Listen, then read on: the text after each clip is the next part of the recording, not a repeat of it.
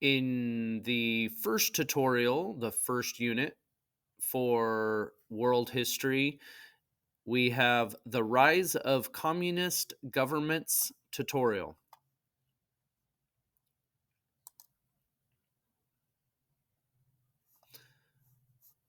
Objective. In this lesson, you will explain the origins of the Cold War and the growth of communism in the Soviet Union and China. Note that I have highlighted possible answers on the guided notes. The guided notes will be found either in print from your teacher or they are in the World History Classwork Class Drive folder.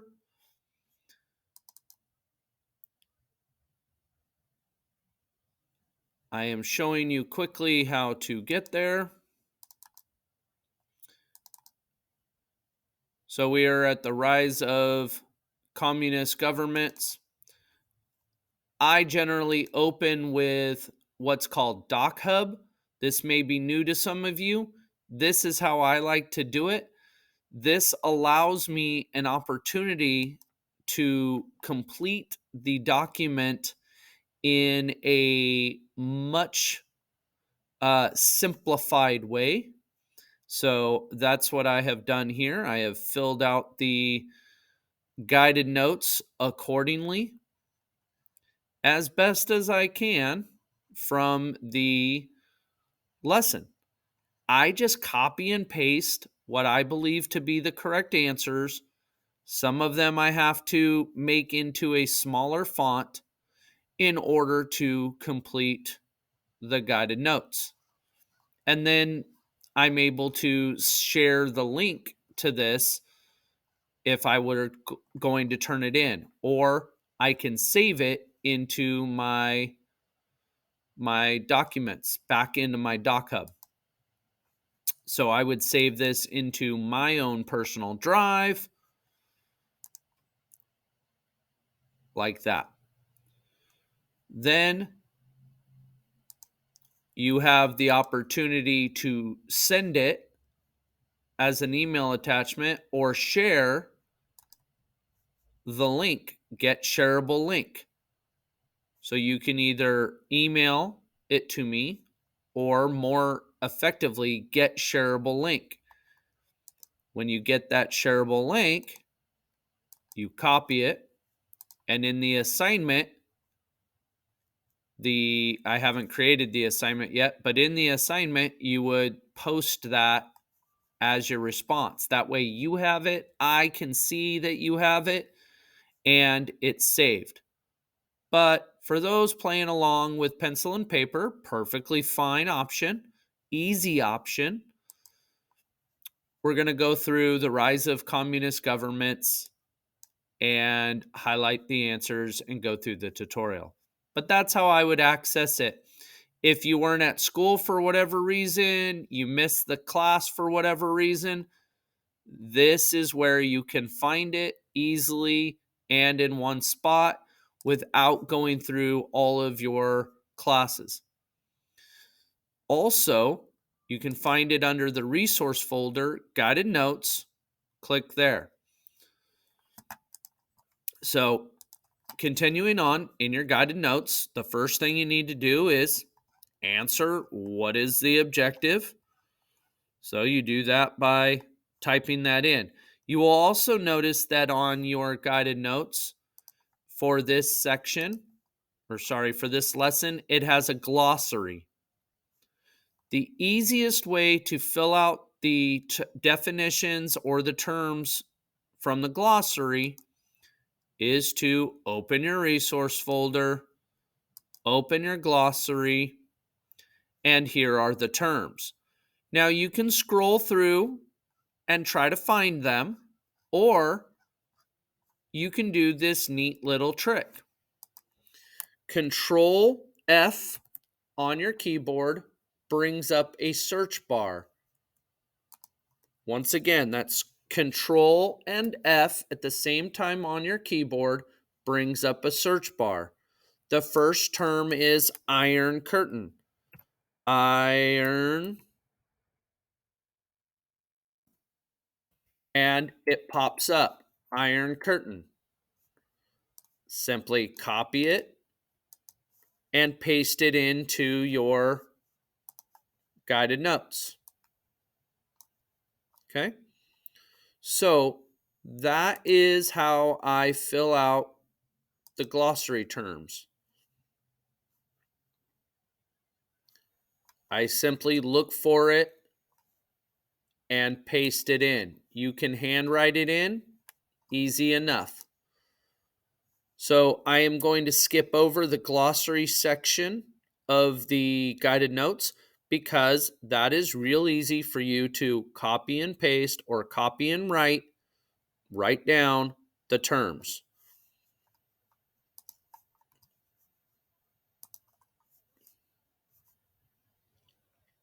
Hello, I'm George F. Kennan. I was a U.S. historian and diplomat. After World War II, I closely studied the relationship between the United States and the Soviet Union.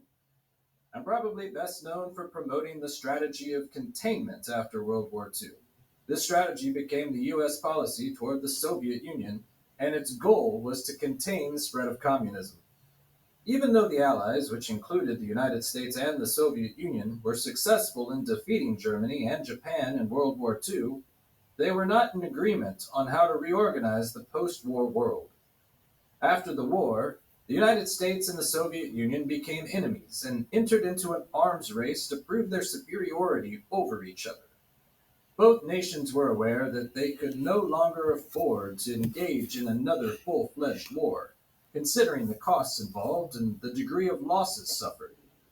So they fought against each other by fighting on behalf of other conflicting nations. This period of tension and indirect confrontation became known as the Cold War. The Cold War was not a direct military war between the United States and the Soviet Union.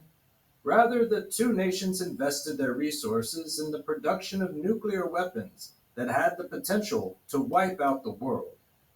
Each nation stockpiled these destructive weapons as a means to become so powerful they would never be challenged.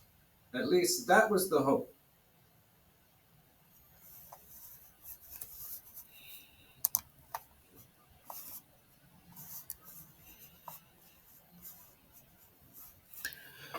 So there are questions as we go through.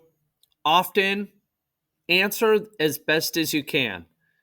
When in doubt, you can click submit after you've typed in a little tiny bit and then read the sample answers. I find a lot more value from reading the sample answers than I do trying to pretend or give a made up answer. I'm older. I know a little bit about the Cold War. But if you don't know 3 facts about the Cold War, A, you could read right here and it gives you a little bit of facts. You could rewatch the video or click submit and copy these answers. If you do that, make sure you add quote marks to what you copy. That way you know you didn't write that.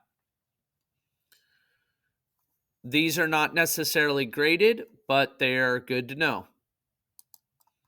And you have to put something down before you can move on. So this gives a timeline. Basically, we had 1940. In 1944, so they're showing 1944 here. And right about here, we've got 1945, the end of World War II. Near the end of World War II, the leaders of the Soviet Union, Britain, you might see it listed as the British Prime Minister, so that's referring to Britain, and the United States met at the Yalta Conference in February 1945. At this meeting, the leaders agreed to divide Germany. The war officially ended September 2nd, 1945, with the surrender of Japan. The next month, the United Nations was established with the mission of promoting peace around the world.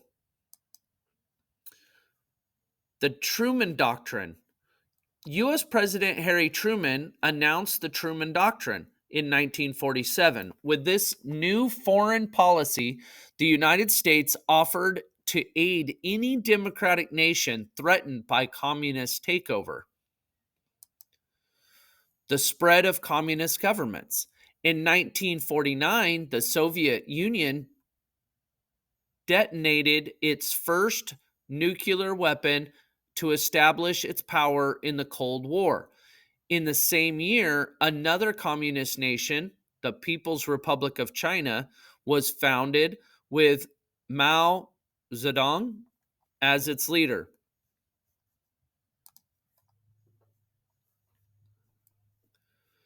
One war ends with another.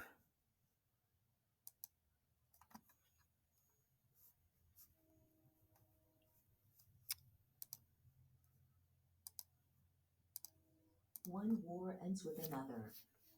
As World War II was coming to a close in 1945, a major task lay before the Allied powers of the United States, Britain, and the Soviet Union. The leaders of these nations wanted to ensure a secure and just peace in the world.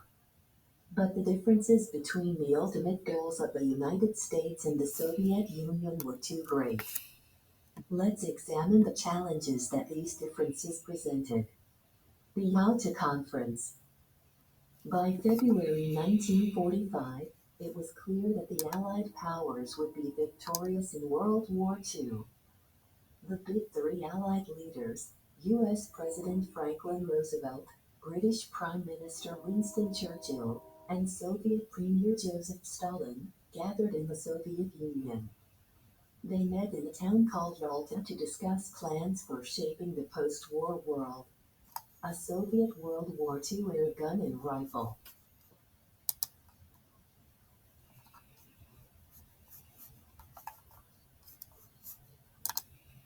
Roosevelt, Churchill, and Stalin all had specific aims. Because some of those aims opposed one another, the Yalta Conference was quite tense. Roosevelt wanted help from the Soviet Union to fight Japan. Churchill supported the formation of democratic governments in Eastern Europe. Stalin was concerned about future threats from Germany.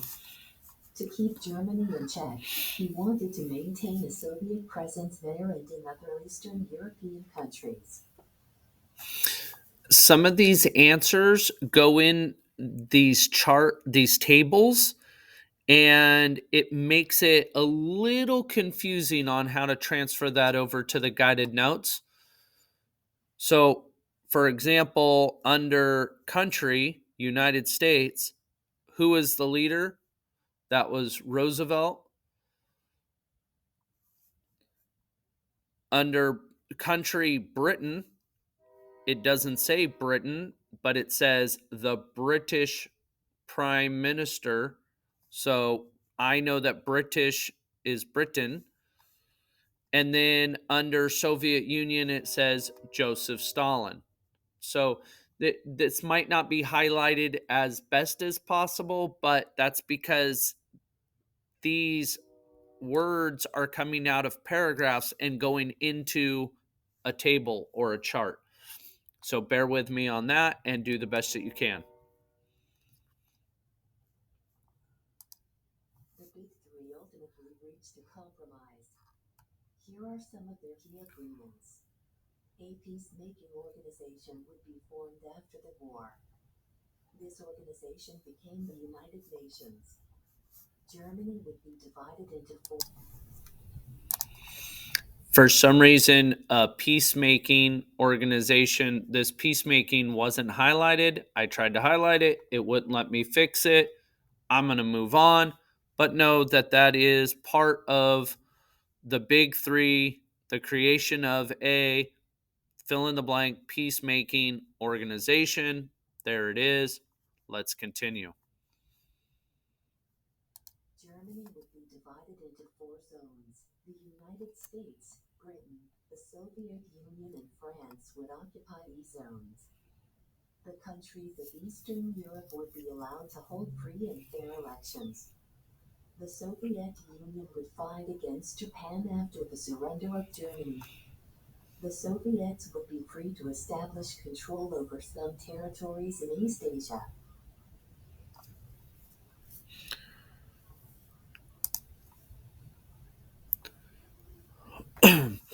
On the guided notes, it's very difficult to see, but there is actually, let me show you. There is a box right here, Germany, and then a box for Japan. So you're supposed to mark that Germany surrendered on May 8th, 1945, and then mark the box for Japan surrendered on September 2nd, 1945. It's not clear. It's not easy. You could circle it or check mark it, but know that the Germany is first and Japan is second in that list, according to those dates.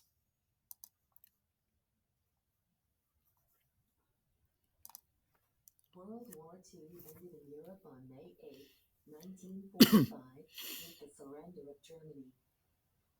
It ended in Asia on September 2nd, 1945, with the surrender of Japan. The Soviet Army had liberated Eastern Europe from Nazi Germany, and the Soviets were now in control of these nations.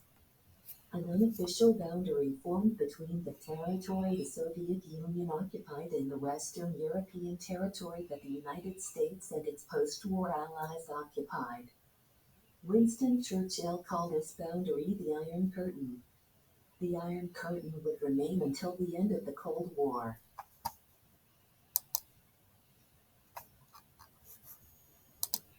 The beginning of the Cold War. World War II devastated the economies of France, Germany, Italy, Japan, and other nations involved in the war. Britain was also financially exhausted. But the United States emerged from the war stronger than ever. It spent huge sums of money to help rebuild Western Europe and Japan as nations committed to capitalism and democracy. In this way, the United States established itself as the leader of what became known as the Free World.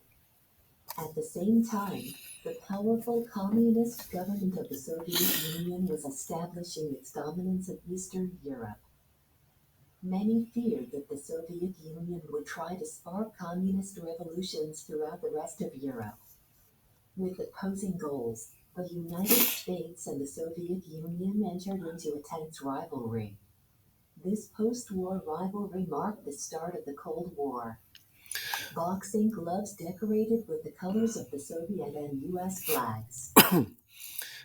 These portions also go on a table in the guided notes, so it can be a little confusing on which part goes where.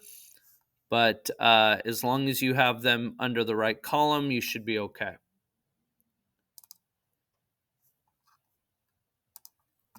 Several factors within the United States contributed to the Cold War. One of them was a fear of communist ideology, which increased during the Red Scare of 1919. Many Americans feared communism even when the Soviet Union was an ally during the war. Tensions increased after the death of President Franklin Roosevelt in 1945. Roosevelt had established the U.S. alliance with the Soviet Union. However, the next president, Harry Truman, was a strong anti-communist. Truman's distrust grew as Soviet leader Joseph Stalin set up communist governments in Eastern European countries. In 1947, Stalin supported communist takeovers in Turkey and Greece. In response, Truman pledged money and support to any nation threatened by a communist takeover. Called the Truman Doctrine, this pledge marked the commitment of the United States to stopping the spread of communism. Next, you'll watch a video about a tense meeting between Truman and Vyacheslav Molotov, the Soviet foreign minister. A portrait of Harry Truman. Harry S. Truman stepped into the presidency after the death of Franklin Roosevelt in April 1945. He was elected to a second term in 1948.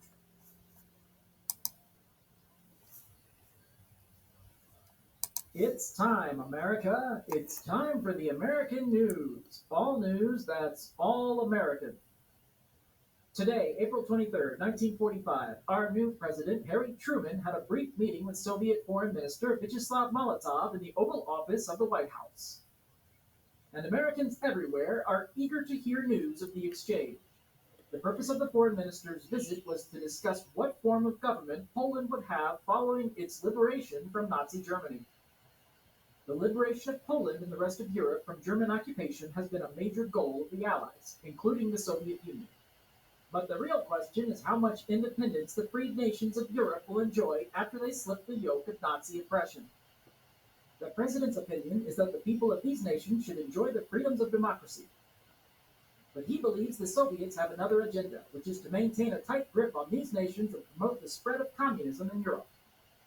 Molotov, on the other hand, claims the Soviet Union has the same aims as the President. But President Truman says you should never trust the Soviets.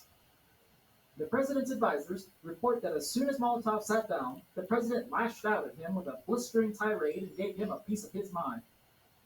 In plain and blunt terms, the President told the Soviet minister that his country is breaking its promises, and he warned that the free world would not allow the communists to take over the globe.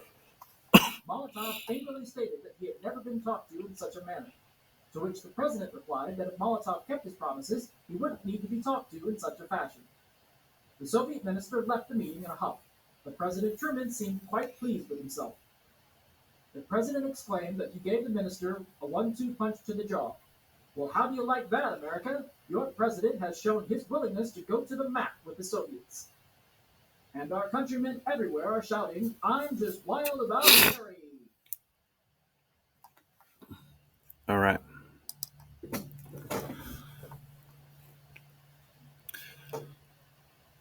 So, question about whether you agreed or not.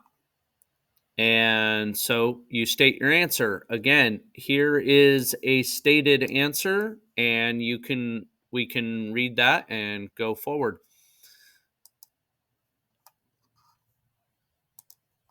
By 1948, the Soviet Union had successfully established pro-Soviet, communist governments throughout the independent nations of Eastern Europe. These countries became the satellite states of the Soviet Union. The satellite states included Bulgaria, Czechoslovakia, East Germany, Hungary, Poland, and Romania. The term satellite states reflected their close location to independence on the Soviet Union. The Soviet control of these nations further contributed to the rise of the Cold War. A map of the Soviet Union and the symbols of the country, a hammer, sickle, and star. The arms race. An arms race between the Soviet Union and the United States was another key development in the early years of the Cold War. During World War II, the United States had secretly developed atomic weapons, a type of nuclear weapon. This effort, called the Manhattan Project, produced 3 atomic bombs. After successfully testing one of the bombs in New Mexico, the United States used the other 2 in Japan to end the war. This decision surprised Americans as much as the rest of the world. Little had been known about the Manhattan Project or the effects of atomic warfare.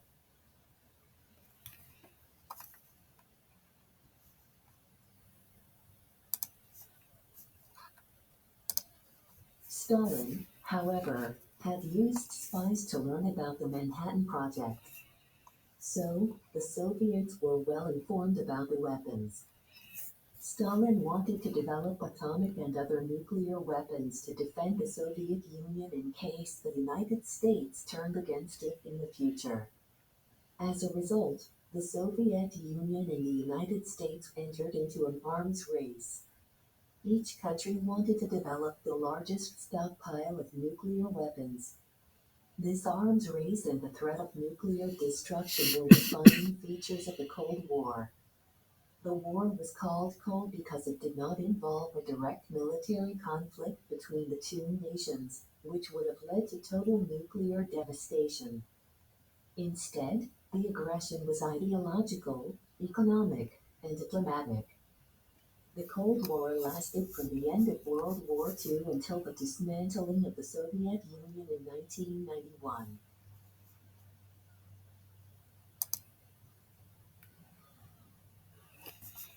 Identify the countries that were Soviet Union satellites. So if you look at your guided notes from or skip back a couple of pages, it lists Bulgaria, Czechoslovakia, which I see that as one of the spots on there, East Germany, which isn't one of the spots I can select, Hungary, which was one of the spots I could check, and Poland, which is one of the spots I could check, and Romania, which wasn't one of the spots I could check. So France and Italy would not be the correct answers. There you go. Clash of ideologies. Means my ideas clash with your ideas. A clash of ideologies. Most of the nations that had fought alongside the Allies during World War II were democracies with capitalist economies. The Soviet Union, however, was a communist nation from its beginning in 1922. Soviet communism included both an undemocratic dictatorship and a communist economic system. Let's look more closely at this system of government. Communism in the Soviet Union. Communism, according to its leading theorist Karl Marx, was an economic system. Its purpose was to combat the excesses of capitalism and distribute a nation's wealth equally among the people. According to Marxist theory, ownership of farmland, factories, machines, tools, and funds needed to produce goods should not lie in the hands of a few wealthy people. Instead, these means of production should be owned by the workers, who create wealth through their labor. The hammer and sickle symbols of the Soviet Union.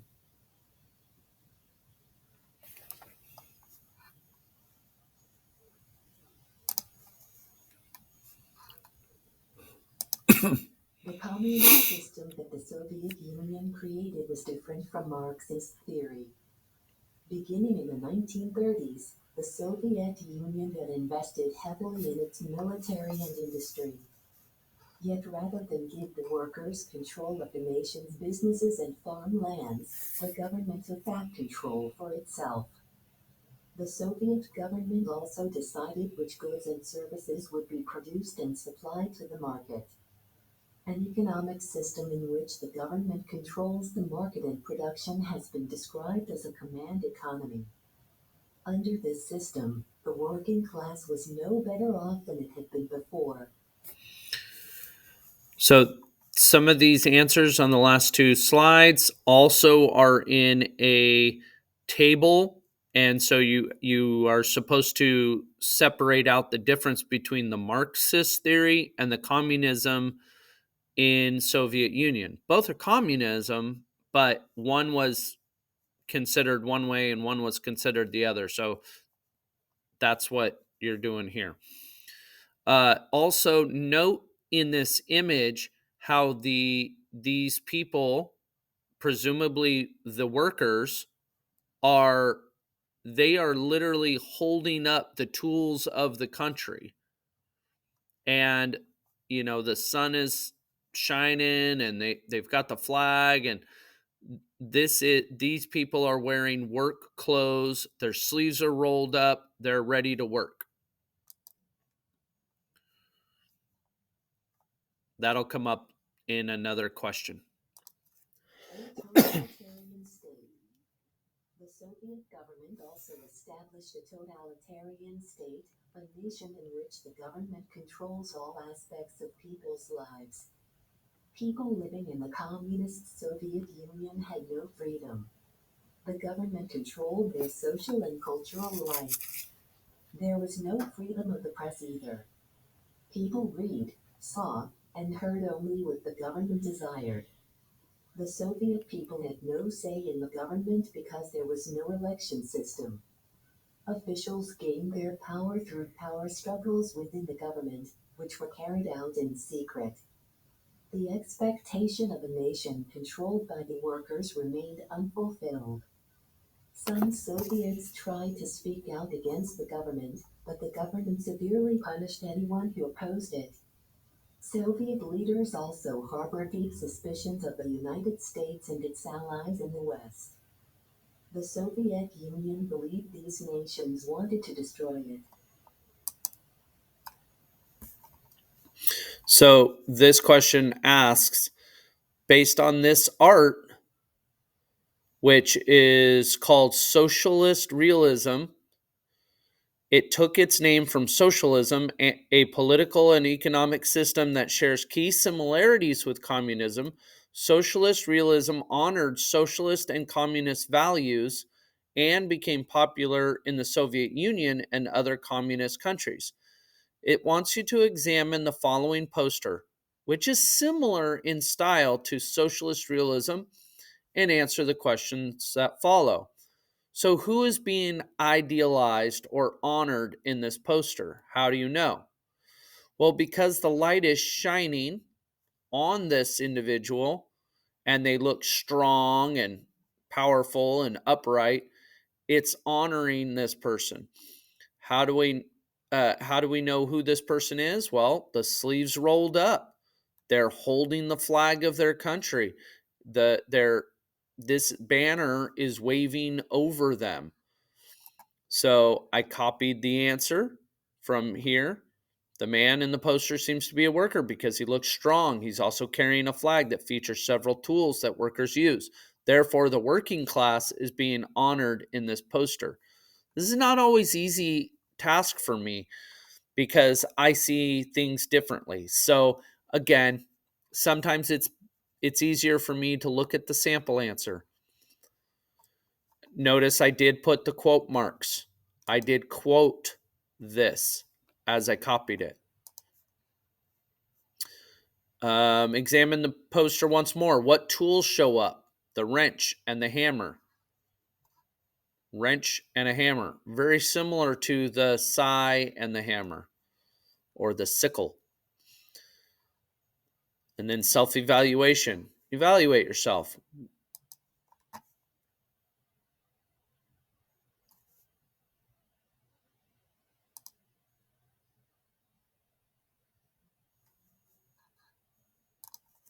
The capitalist economy of the United States promotes the private ownership of businesses. This economic system encourages businesses to manage the production and distribution of goods and services.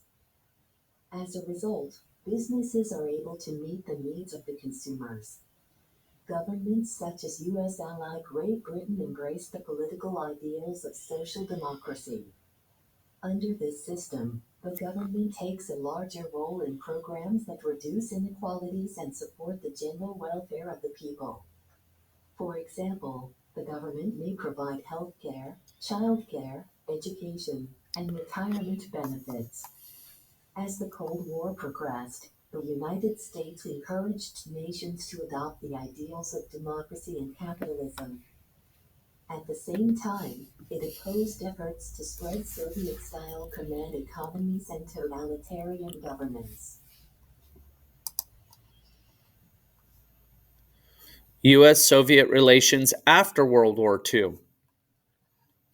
So this wants you to read and analyze the excerpt from the speeches by U.S. President Harry Truman.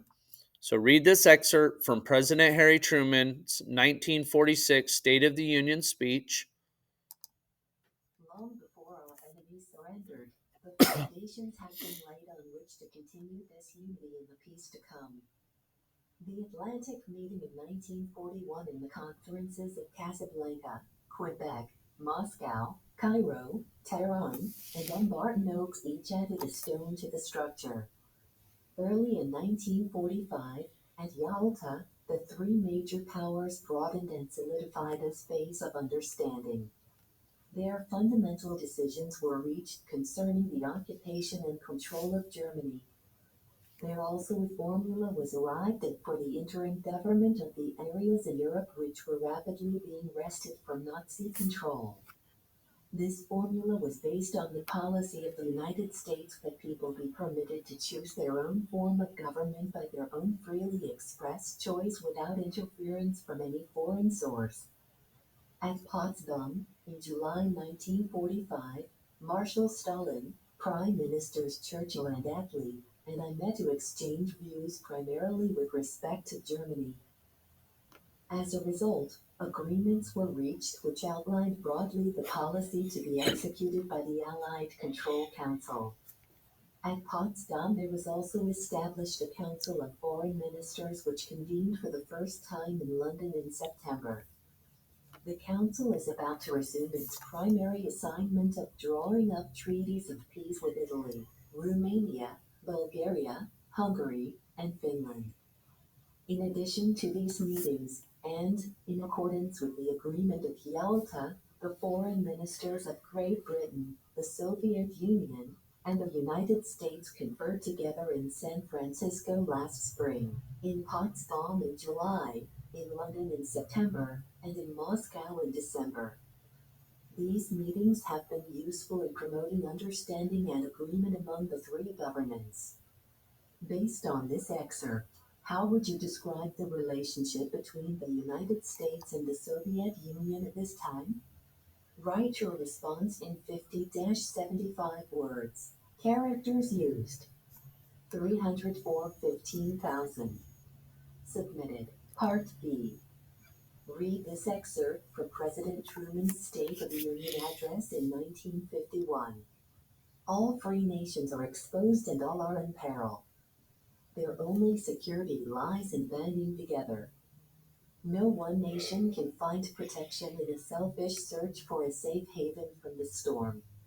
The free nations do not have any aggressive purpose. We want only peace in the world, peace for all countries. No threat to the security of any nation is considered in our plans and programs. We had hoped that the Soviet Union, with its security assured by the Charter of the United Nations, would be willing to live and let live. But I am sorry to say that has not been the case. The imperialism of the Tsars has been replaced by the even more ambitious, more crafty, and more menacing imperialism of the rulers of the Soviet Union. This new imperialism has powerful military forces. It is keeping millions of men under arms. It has a large air force and a strong submarine force. It has complete control of the men and equipment of its satellites. It has kept its subject peoples and its economy in a state of perpetual mobilization. The present rulers of the Soviet Union have shown that they are willing to use this power to destroy the free nations and win domination over the whole world.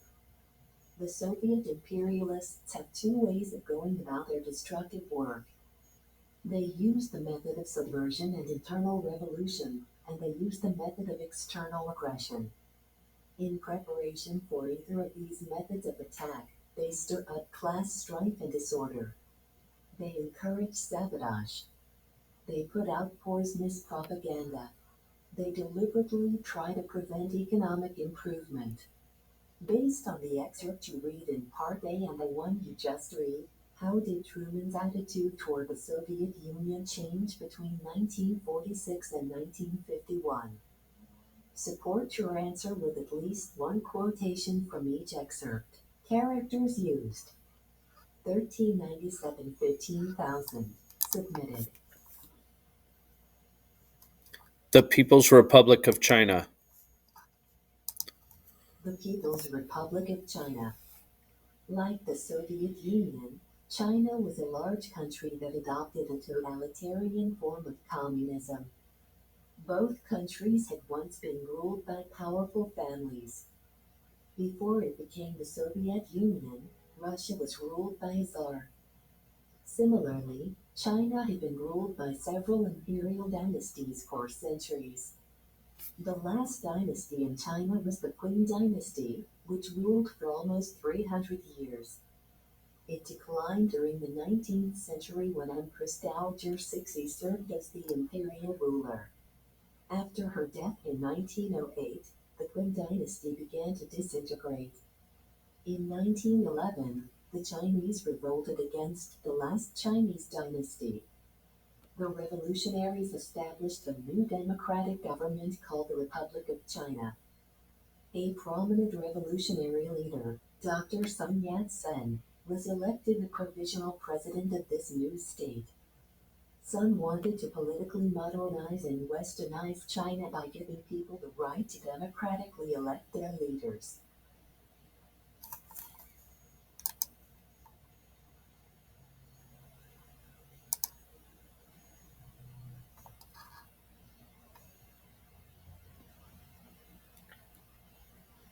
Uh-oh.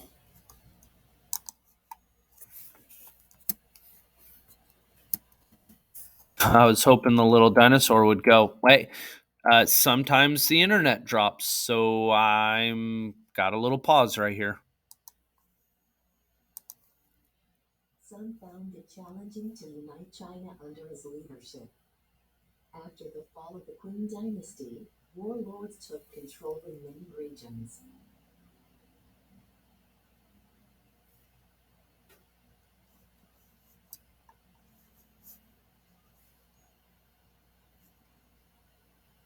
Okay. What happened?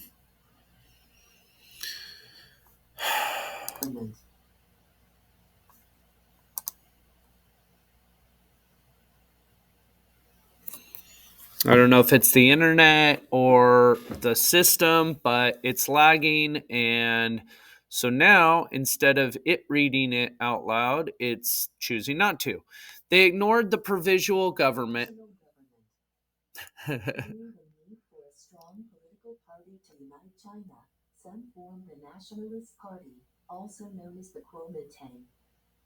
Unable to unify the entire nation under its administrative control, however, the power of Kuomintang began to fall apart. Still, the struggle for a full-fledged democratic government continued. Chiang Kai-shek became the leader of the Kuomintang after Sun's death in 1925. He was successful in controlling the warlords in some regions. But over time, troubles grew for Chiang, and some warlords were able to re-establish their power. In addition, Chiang faced a new source of opposition from the Chinese Communist Party, formed under Mao Zedong. The Kuomintang and the Chinese Communist Party struggled for control of China. A portrait of Sun Yat-sen. Sun Yat-sen is often called the father of modern China.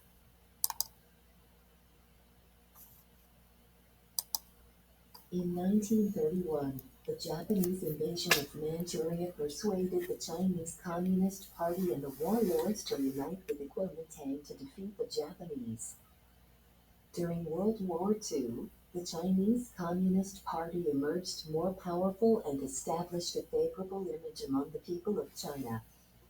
After World War II, the Mao Zedong-led Communist Party gradually succeeded in gaining majority support, mainly because of its plan to redistribute land among the peasants. The Chinese people began to see the Kuomintang as a Western-influenced militarist group. With the outbreak of the Civil War in 1945, Chiang lost ground and Mao gained complete control of significant parts of China. By the end of the Civil War in 1950, Mao announced the creation of a new communist government called the People's Republic of China. The United States and other Western democracies refused to acknowledge Mao Zedong as the ruler of China. But the Soviet Union supported him, and China emerged as a strong communist power.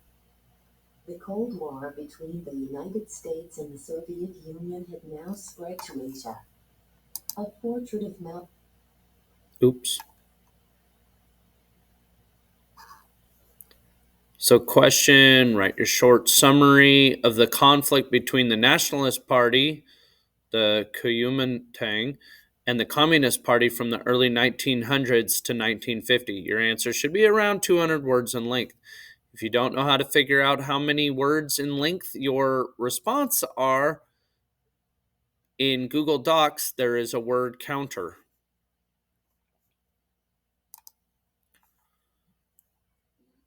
Summary. It's such a shame. World War II ended, and another conflict sprang up in its place. The whole world was weary of war, but communism was simply too much at odds with democracy and capitalism for the United States to turn a blind eye. I wrote that the Soviet Union's aim was expansion. How do you control that kind of ambition? You contain it. That's the basis of the Truman Doctrine. According to this doctrine, the United States tried to control the spread of communism by using diplomatic, military, and economic strategies. The United States was soon committed to containment not only in Eastern Europe, but also in the Asian countries of China, Korea, and Vietnam.